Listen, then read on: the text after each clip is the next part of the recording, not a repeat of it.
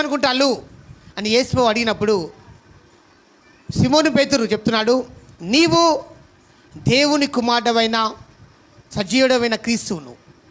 అంటే అప్పుడు చెప్తున్నాడు, రక్త మాంసములు నీకు బయలుపరచలే, పరలోకమందున తండ్రే నీకు బయలుపరచాడు. నువ్వు ధన్యుడవు.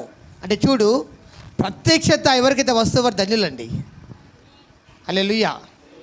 ప్రత్యక్షత వచ్చిన వాళ్ళు ధన్యులు. ప్రత్యక్షత వచ్చిన వాళ్ళు, ప్రత్యక్షత అనేది దేవుని దగ్గర నుంచి వచ్చే సమాధానం అన్నట్టు, దేవుని దగ్గర నుంచి వచ్చే ఒక విధమైన నీ జీవితంలో ముందు తీసుకెళ్ళే ఒక మెట్టు లాంటిది ప్రత్యక్షత అనేది. ఎవరికైతే అందుకే చూడండి, సిమోను పేతురు 3 సార్లు అబద్ధం ఆడాడు, కానీ దేవుని ప్రత్యక్షత ఉన్నది కాబట్టి ఆయన మళ్ళీ అపోస్తలత్వాన్ని మళ్ళీ పొందుకున్నాడు. అదే ఇస్కరియోతు యూదాకు ఈ ప్రత్యక్షత లేదు కాబట్టి ఆయన ఉరివేసి